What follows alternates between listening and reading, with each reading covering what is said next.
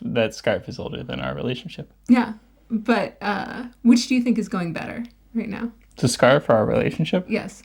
I'd have to say the scarf.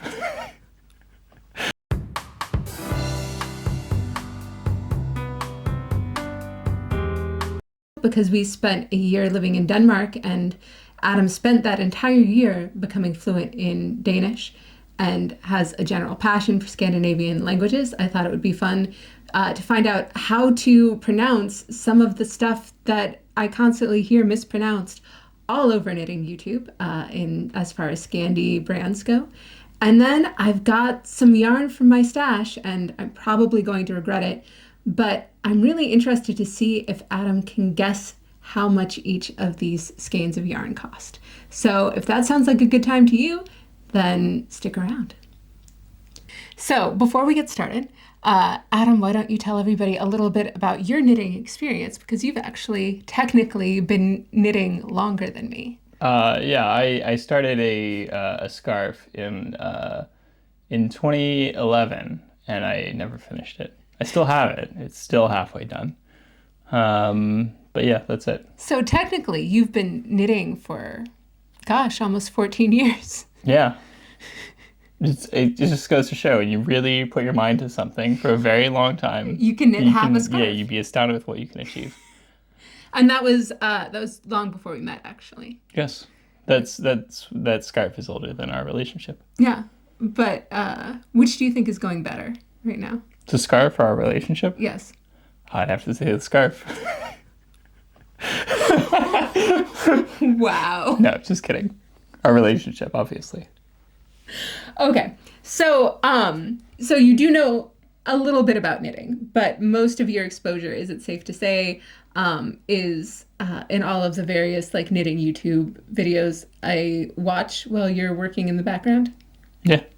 Well, there is, I know, one opinion that you hold very strongly. One knitting opinion that is very hot button for you, actually. I don't remember what it is. I'm I'm going sure I do care a lot. Ranunculus. Oh yeah, I hate that word. I hate it so much. I just wish I didn't have to keep hearing that word.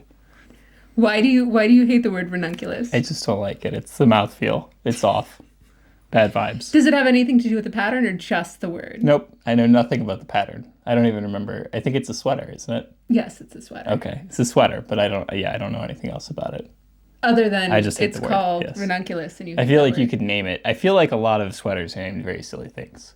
Okay. I feel like you could name a lot of sweaters, just like Amy's sweater number 5, and you could just get away with that. You don't have to come up with a fancy name You for it. just invented my favorite things knitwear. Like Okay. all she does is like she's got like beanie number Great. 6. Yeah, let's do Scarf that. number 1. Awesome. Yeah, keep doing Okay. that. Numbers aside, give me top 3 names you think would be great names for a sweater and pattern, just in case any pattern makers are out there right now. I just What's- sweater number 3. I said no numbers. So like look in Okay. the camera. Okay. Yeah. Look in the camera. What do you think? Yeah. Sweater green. What if they Yeah. knit it in blue? Yeah. I don't know. I don't know. You could call it the green sweater. Just call it the green sweater, even if you make it in blue. I don't care. Is flamethrower a good name for a sweater? No, definitely not. Too complicated. Too much. Okay. Frog. Frog sweater. Don't like that. No. Okay. Just sweater. Just green. You could do colors. You could do numbers. What Could about do, search engine optimization? So like if I'm looking for Ooh. Adam's sweater number 1, but my favorite things knitwear already has a sweater number 1. Fine. I don't know. I guess from an SEO perspective, you'd have to come up with some bonkers stuff.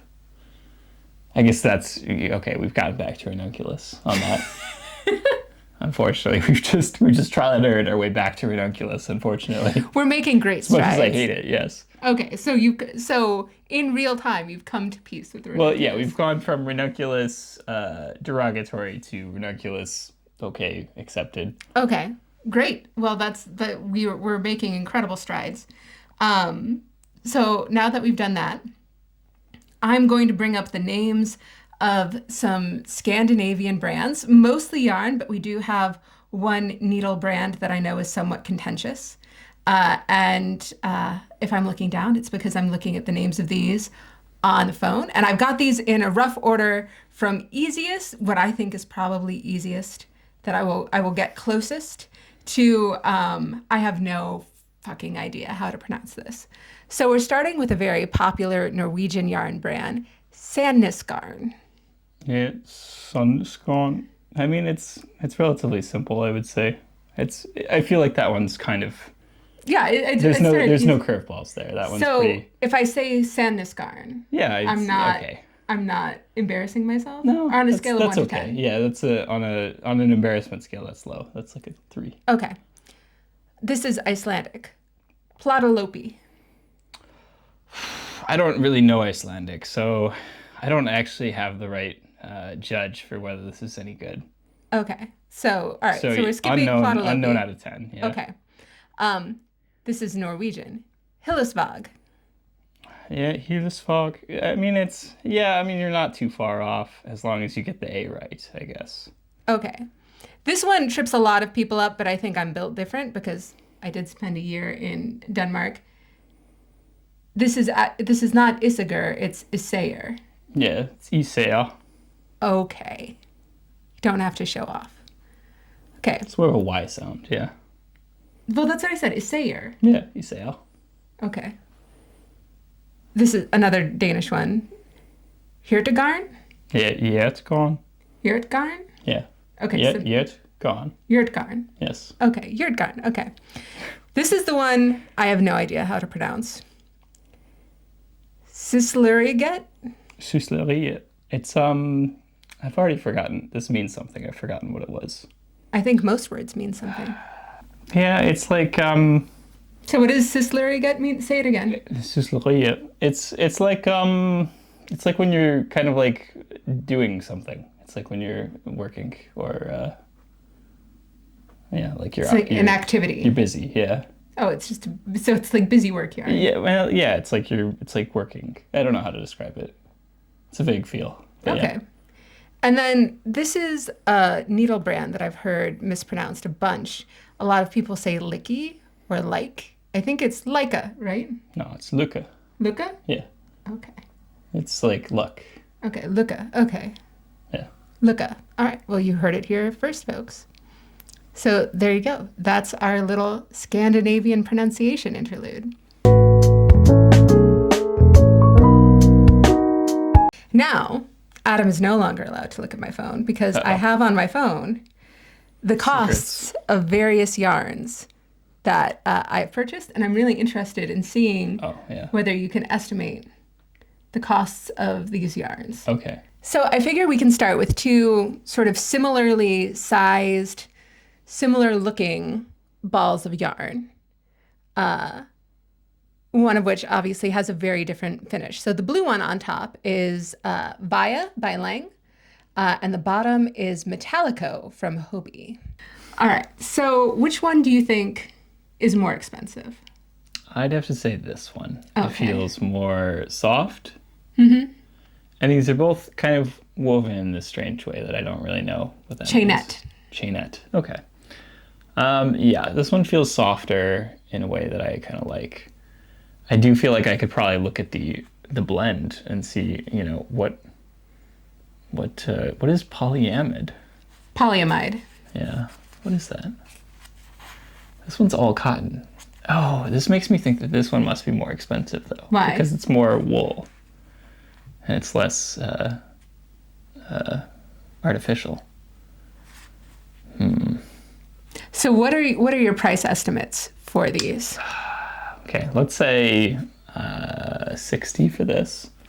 Let's say 40 for this. So 60 pounds. Some of these are pounds, some of these are dollars. Both of those are pounds. So you think that is 60 pounds? 60 pounds a ball.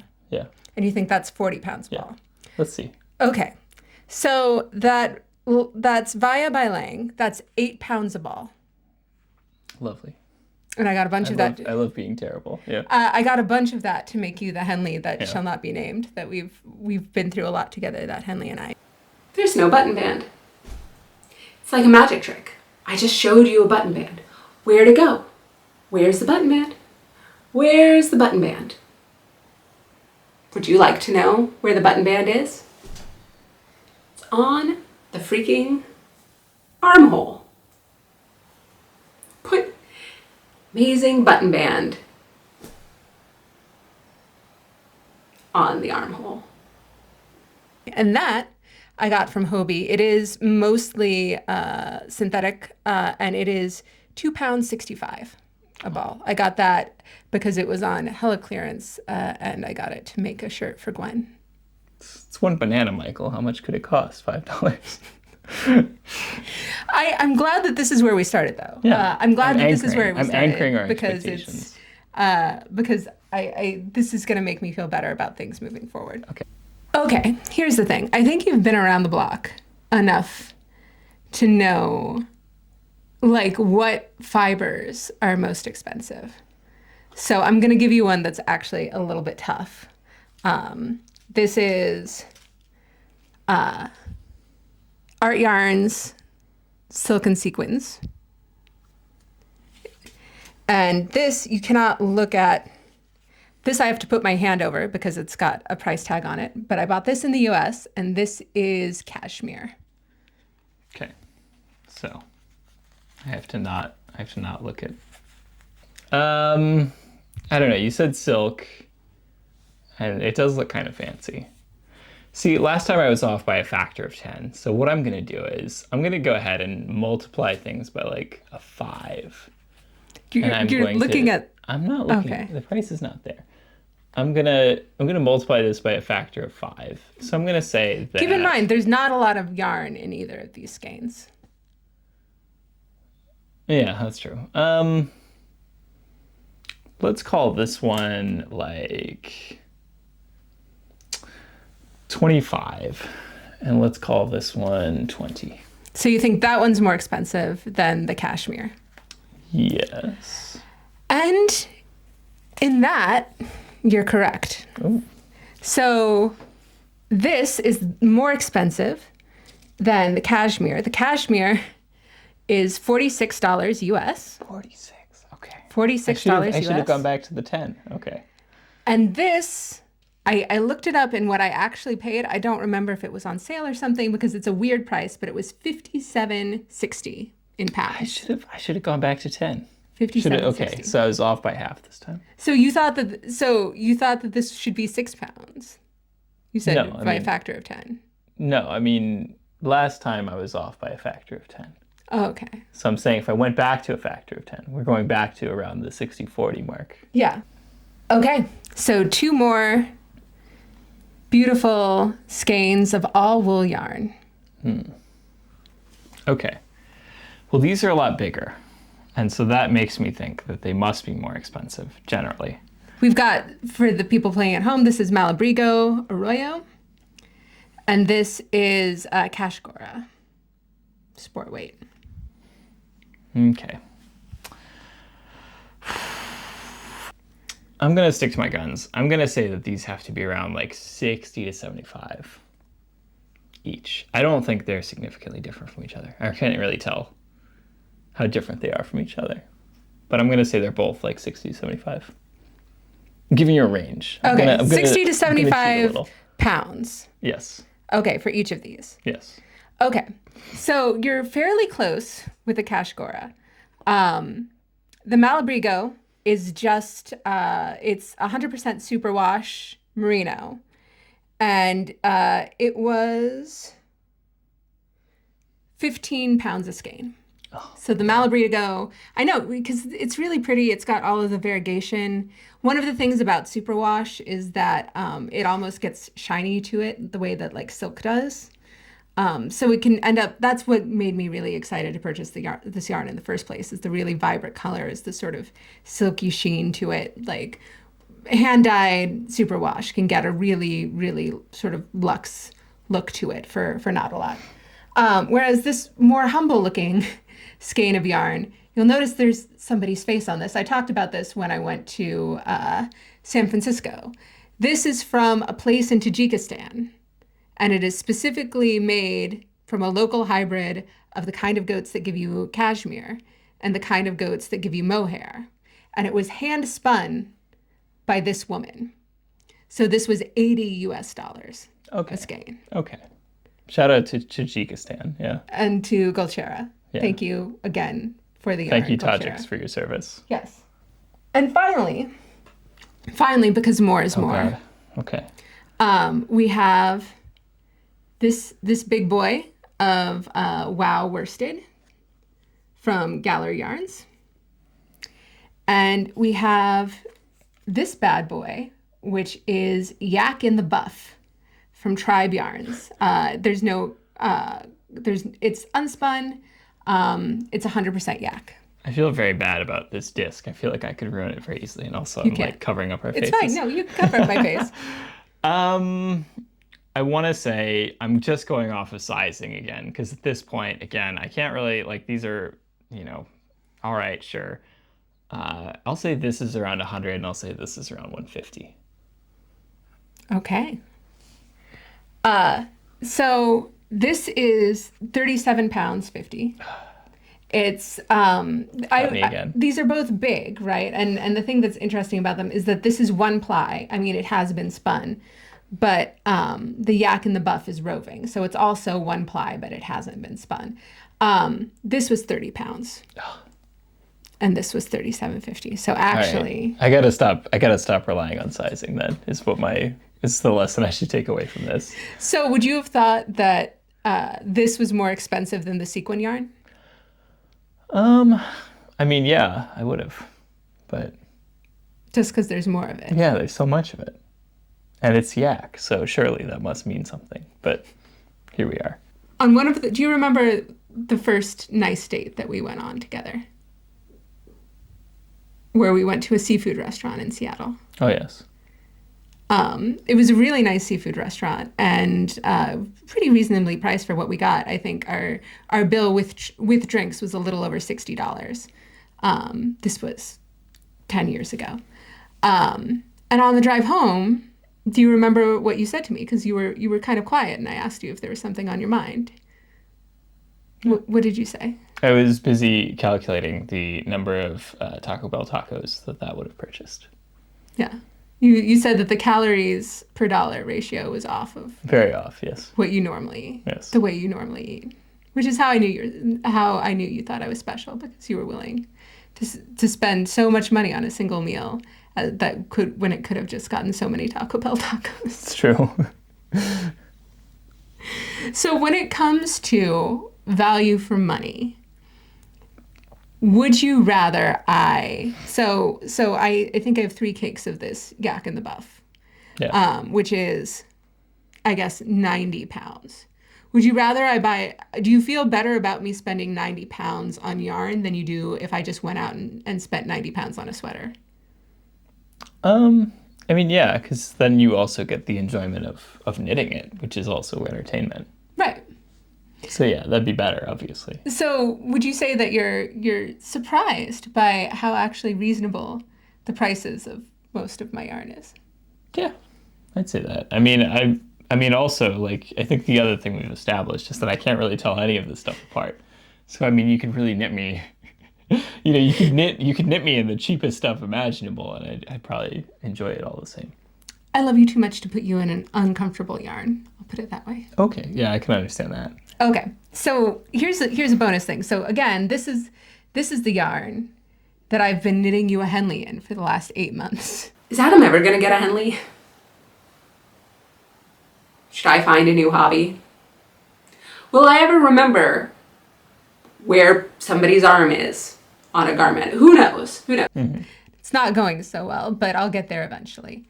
How many balls of this yarn do you think it takes to make you a sweater? Somewhere between 5 and 10. 12. 12. Okay. 12 balls of this yarn to make you a sweater. I was roughly... You were close. Roughly. You've really been picking up somewhere some stuff. Between half and most of the way there. I picked like a nice range of between 50 and 100%. 50 and 80% of the...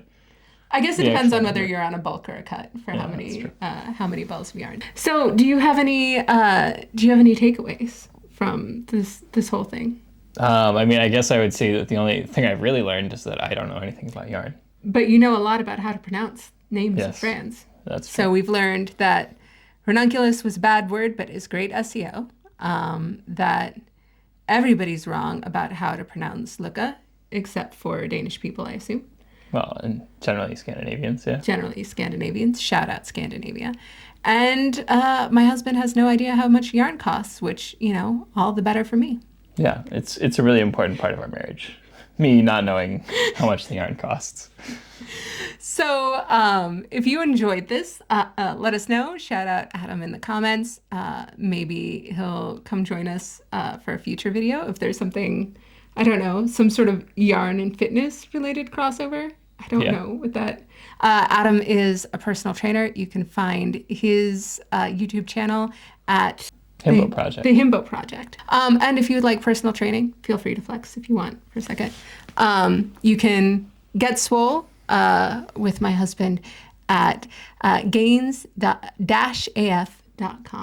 Yes. Cool. So again, if you enjoyed this content, please like, comment, subscribe. Let us know if you'd like to see more stuff like this in the future. Bye.